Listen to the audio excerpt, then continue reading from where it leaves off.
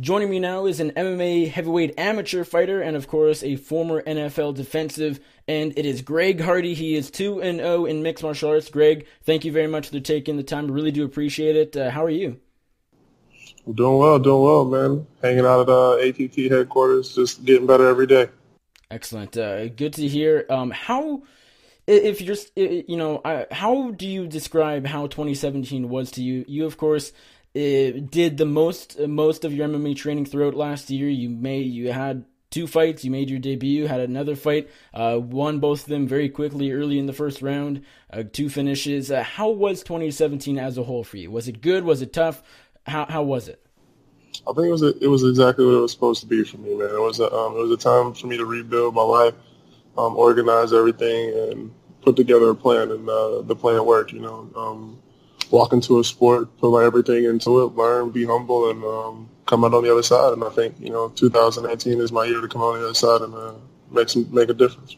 Do you feel like you really did get your life back on track with MMA and in 2017 last year? Yes, sir. I've been living in the dorms above the gym for about a year and 2 months now, man, and I think everything is just going 100 times better, man. I'm doing better as a person. I'm doing better holistically as a human being, man. And it's personally, and not what I think the fans think, but personally, I think for me, I'm feeling better and it's going great. I'm enjoying myself and I'm happy to be here. So you're still living in the ATT dorms? You didn't go out and buy a house or an apartment or anything? Nah, Why? still here learning, man. It's kind of in the process of being humbled by this sport, man. It's you just learn the respect you got to give this sport, or suffer the consequences. And I picked up on that, and I just think that it's me putting in my time and putting in my dues and learning, and showing that I'm really committed to this and I'm really about it. That this is not a scam, this is not a joke, this is not a publicity stunt.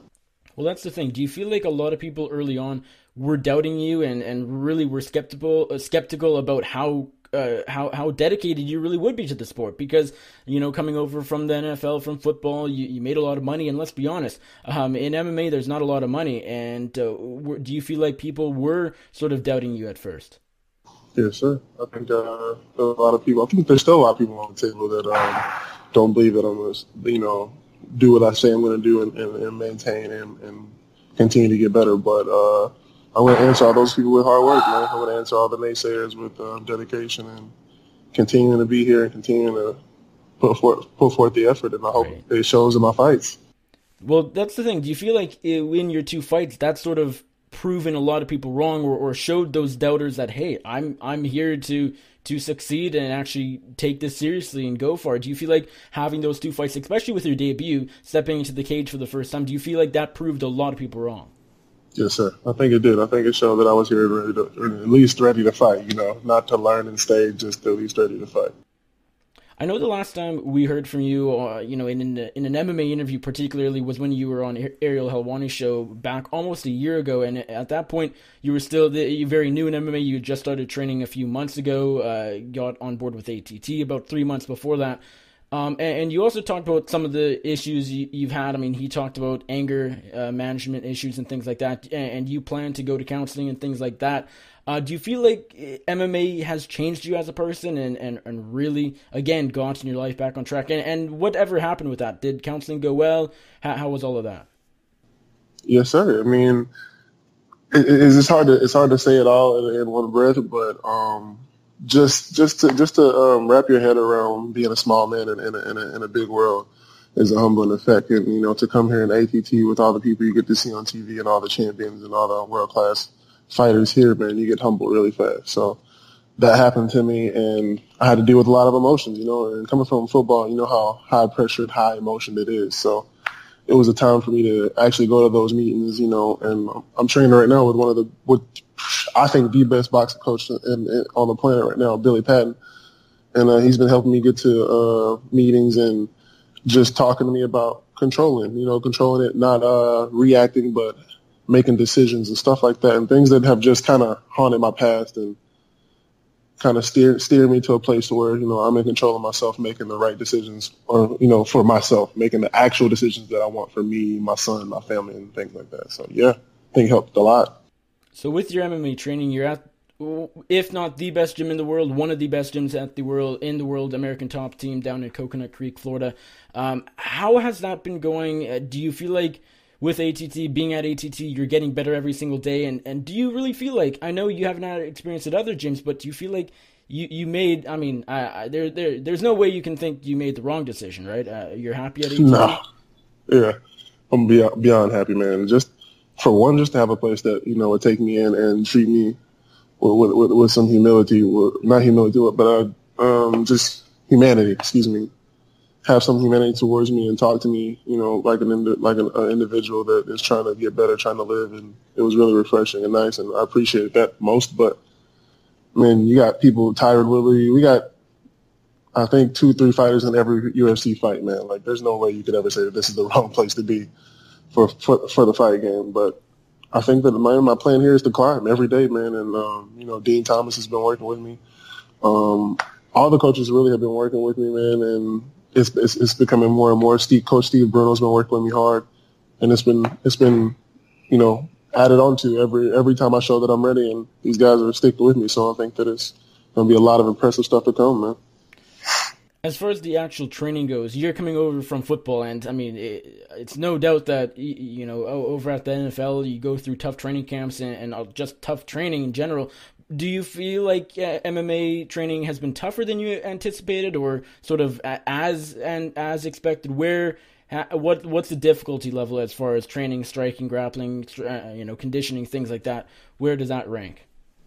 It was more brutal than I expected, man. These are some of the most mentally strong human beings on the planet, and when you're watching it, I don't think people get that message, because it's harsh, man. I've been through a lot with football. I've pushed my body to the limit, but this is I think the hardest I've had to work. But I mean, I've been blessed, like I said, being here and coming in at the same time as a lot of people like Daniel Jolly, the Werewolf of Texas. Had a lot of football experience, big time running back in Texas, and transitioned into like big time fighting, from his long time martial arts background, and he's helped me transition. He's helped explain the differences and the bumpy road and the curves and the swings and stuff like that, so that I can make the transition a whole lot easier. And that's been a big help. And also Mark DeCasey, he's been a big help, just explaining the lingo and the words, just all the unfamiliar crazy stuff.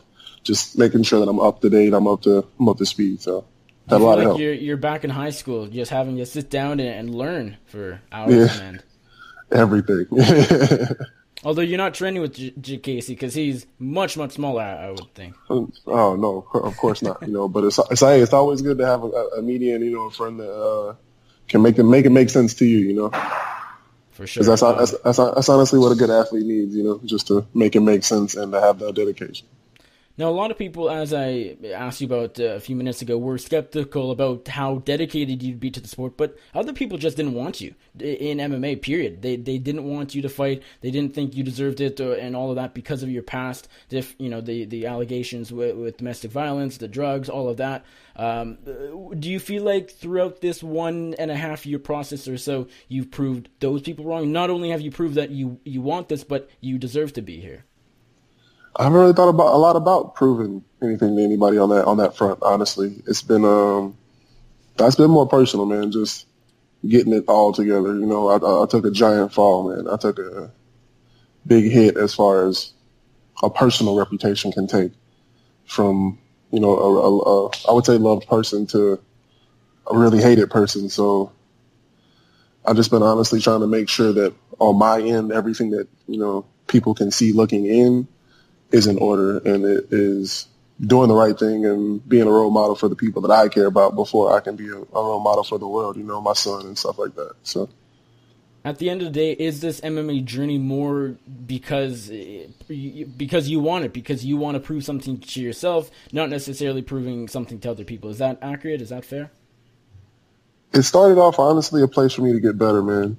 A place for me to mentally, because like I said, I took a beating. Just as my person took a beating, my reputation, but I honestly took a beating, man, and all the stuff that I caused myself to lose, and all the positions I put myself in. That takes a toll. Losing a job, all kinds of things take a toll on people, and it took a toll on me. So I guess I would say, man, the best thing I could have done is focus, and then refocus, focus, and then refocus, because it's been a journey, and I think that now that I'm into it, it's feeling more like I feel about football. So I'm here to stay, and I'm here to enjoy myself and make people more proud than to prove anything. You know, do the sport better than I did my last sport. Honestly, leave it better than I left it, make it better, and promote it. You mentioned Billy Patton as your boxing coach. You mentioned a few fighters, Daniel Jolly, Mark Jacasey, not a training partner, but sort of almost a teacher for what it's worth. Who are some of your other main training partners and the fighters you work with on a daily basis?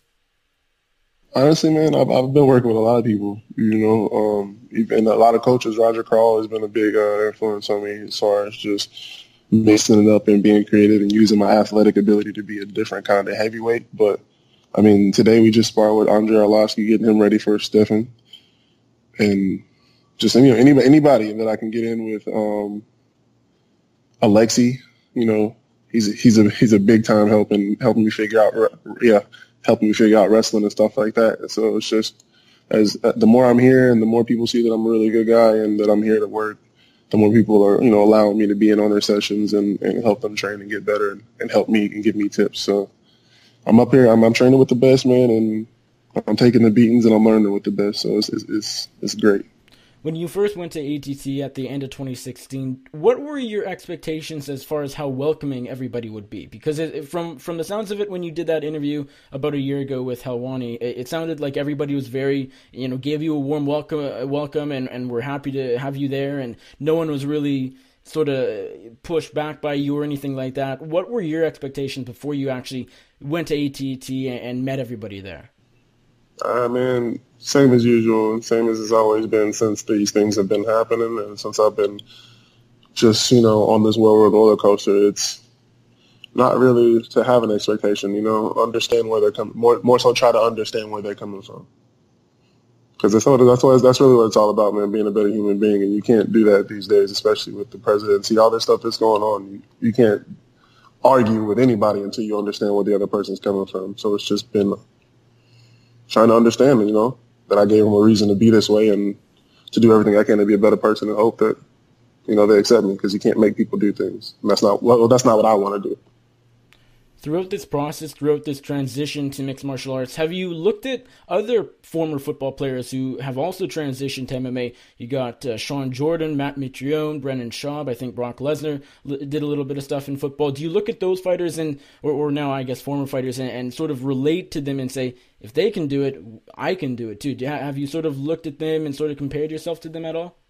Yeah, man, and just took as many notes as I could. Even I got to talk to Sean Jordan and wrestle with him a little bit and sit down. We had a group lunch together and all kinds of stuff. So I think that was a big deal, just like I said, with the translation and knowing what's to come kind of for me in the future. So he was a big help, and I watched Matt Mitrione a lot just to see what the future's like, man, and see that it can be done. It's a lot of motivation for me.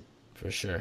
When you made your amateur debut back in November of last year, do you feel like that was a good time? I know a lot of it probably came down to when your manager and particularly when your coaches thought you were ready to go. But for that November fight, did you feel ready to go? Did you feel like you could have made your debut sooner, or was it too early? Or did it play out sort of ideally? I realized earlier that I'm a terrible person to listen to when it comes to all that, because I think I'm always ready to go. And I guess that's a football thing, but that's not always true. So I found that listening to my coaches is a big point here in this sport, and I think they timed it perfectly, man. I think I did exactly what I was coached to do. I slipped up and corrected myself, stayed calm, and it's just, the little coaching tidbits that have been drilled.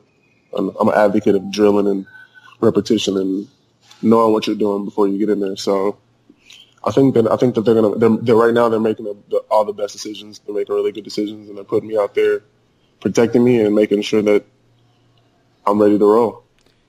Were you at all surprised how quick your first two wins were? Of course, you made your amateur debut against Joe Hawkins at Rise of a Warrior 21, November 4th last year. Got the KO in 32 seconds. Then your sophomore appearance in amateur MMA, Kenneth Woods, you defeated him in a minute 36 seconds. So you got over the minute mark, but not by too much. That was at Rite of Passage 2 on December 1st. Were you surprised at how quick you got the job done in both of those? I wouldn't say I was surprised. I was just in the pocket, man, because it's like I said, it's all really a whirlwind. I think I was talking to my Coach Patton, and I told him I didn't even remember part of what I was doing in the ring until like a day after. I was like, oh man, I did that. So I'm honestly being built and trained to go five rounds of just work and getting it in, and if it lands before then, it lands. And I'm not at a place to feel anything about early stuff.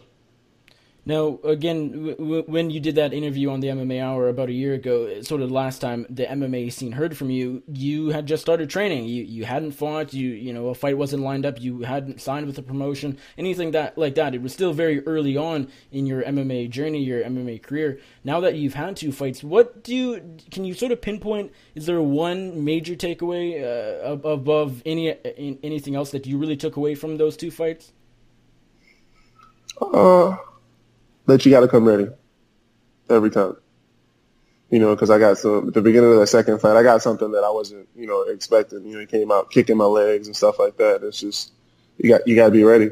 It's mixed martial arts. We all learned that from the last heavyweight championship bout, man. It's the best in the world at a lot of different, studies and arts that have been perfected over the years, man. So if you don't come ready and come with your craft perfected, you're gonna get exposed. You had a very quick turnaround after the first fight. It was less than a month, off. Was that always the plan, to basically fight as much as possible, get as much experience early on as possible? Because when you're starting out, experience is key, really, and getting that experience early on. Was that always the plan, to fight basically at a rapid pace? I don't think it was the plan. Everybody in our organization and in our group is said the same thing from the beginning. Whenever we feel like you're ready, that's when it's going to happen. We're not going to rush it. We're not going to move it too slow. We're not going to move it too fast. And that's exactly how it's been. I told them, after the first one, I told them I'm ready to train the next day. They told me to take 2 days off, and I kind of just took the same approach, as I do with the fans and the people that I affect around where I stay, wherever I'm staying, just prove to them with hard work and stuff like that. And I showed it to them, and they keep feeding me, and I love it. I appreciate it.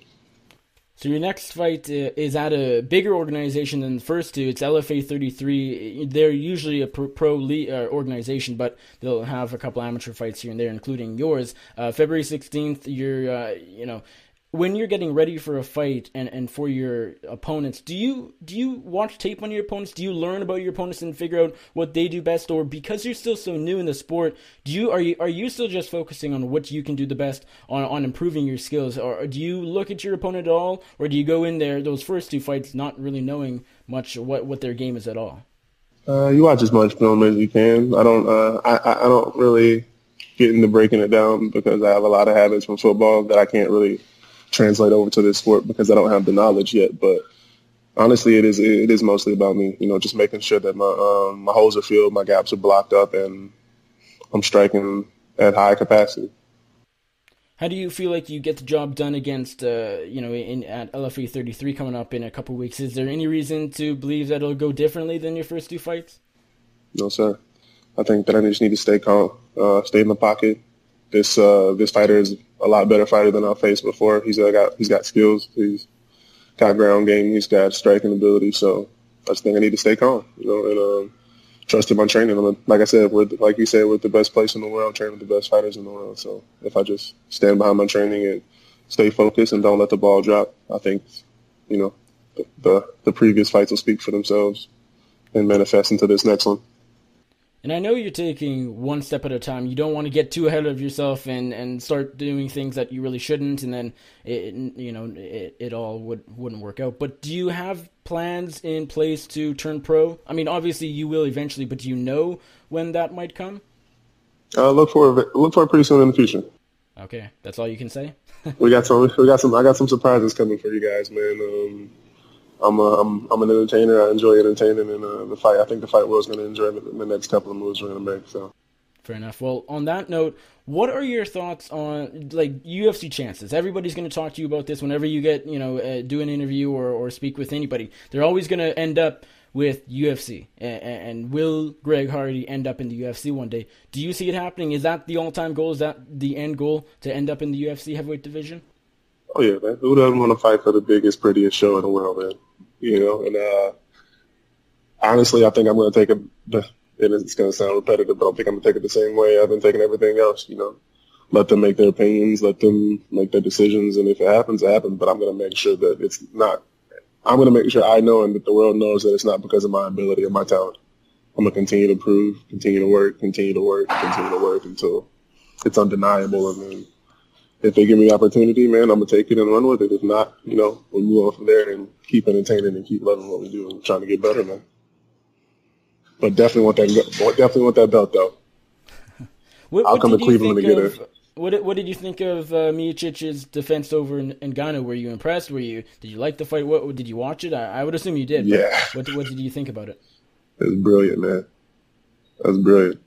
It was really cool because I got to use all the knowledge that I just developed and cultivated and mixed together from all the sessions and learning that I've been doing. So I got to watch it and break it down and mostly understand everything that he was doing. And, right. And like I said, it was brilliant, man. That's what a champ should look like. Have you watched basically as much MMA as you can, even just on TV, like the big fights, UFC, because to gain the knowledge? Has that been a priority? I've seen them all, man. I've seen them all. Out of the top 20, I've seen 90% of the film. Yeah. When you were still in the NFL, were you an MMA fan? Have you always watched MMA? Or has that? Okay, you have. Yeah, I've been a big fan of it, man. It's a beautiful art. People sleep on it just like they sleep on defensive ends, But we're moving machines, Now, earlier on in the interview, we talked about a lot about people doubting you and being skeptical about certain things, about how dedicated you are, about should you be given this opportunity, should you fight, all of that. A lot of that, of course, is stemming from the fact that you have had domestic violence allegations in the past. You have said outright that it is not true, that all of these allegations are false. So I'm not going to ask you, is it true or not? We know the answer, at least from your end. But a lot of people have been sort of not okay with you competing in MMA because, let's be honest, MMA is what a lot of people would consider a violent sport. And you go in there and punch people in the face and leg kick and take them down, and that's the end goal of MMA. Why is it appropriate for you to compete in MMA with these allegations still sort of looming? And I know, again, you've said they're false, but there's still the controversy, and we can't deny that. People still think it's true, still have that controversy around you and your person, your name. Why is it appropriate for you to compete in a sport that a lot of people look at as violent? To answer your question, why is it appropriate? Because I'm an American citizen, and America said that I was innocent, not guilty. So to take away my rights would be unrighteous, would be unconstitutional. That's why it's appropriate. Should it be okay with other people? I mean, honestly, don't think it should be. If that's how you feel, I mean, I understand why, and I had to go through the process too. I don't expect people to have sympathy for me, but there are people that do. And I understand why those people have sympathy for me. All I can really honestly do is prove why my situation is one that you should take a second look at, just like you should take a second look at martial arts.